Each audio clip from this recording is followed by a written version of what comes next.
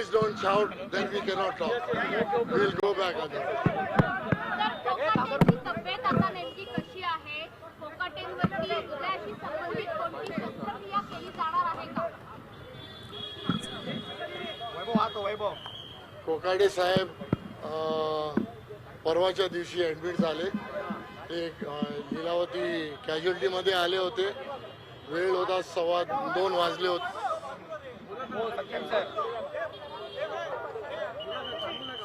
दुपारी 2:15 वाजता ते आले होते, 2:30 वाजता.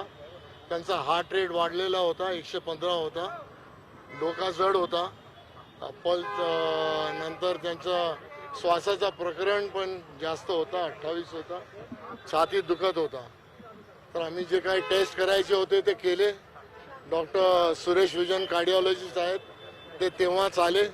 त्यांनी त्यांना बघितलं आणि निर्णय घेतला की यांना ICUमध्ये मॉनिटरवरती हे करायला ॲडमिट करायला सांगितलं. आम्ही लगेच त्यांना ICUमध्ये घेऊन गेलो. जे काय औषधं सुरू करायची होती ते आम्ही औषधं सुरू केलं. ते टेस्ट काल पण आले. आज आम्ही निर्णय घेतलं. डॉक्टर सुरेश विजन हे कार्डिओलॉजिस्ट आहेत, यांनी निर्णय घेतलं. आम्ही 2 ओपिनियन घेतलं, डॉक्टर नितीन गोखले आणि डॉक्टर भावेश वजीरदार. सर्वांनी निर्णय घेतला की आपल्याला अँजिओ करावं लागणार आहे, गरजेचं आहे. कारण आम्ही जे काल संध्याकाळी CT करोनरी अँजिओ घेतलं होतं त्यात कॅल्शियम स्कोअर एकदम जास्त होतं. जरा मला संपवून द्या. तर CT करोनरी अँजिओमध्ये जे रिपोर्ट आलं होतं त्याच्यानंतर निर्णय घेतला गेलं की आता आपल्याला करोनरी अँजिओग्राफी करावी लागणार आहे. आणि आज आत्ता आम्ही करोनरी अँजिओग्राफी संपवलंय.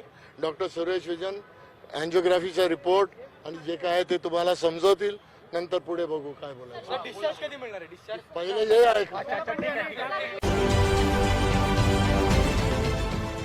देश विदेशातील प्रत्येक घडामोडींचे लाईव्ह अपडेट मिळवण्यासाठी आता साम टीव्हीच्या सर्व सोशल मीडिया प्लॅटफॉर्मला लाईक, फॉलो आणि सबस्क्राईब करा.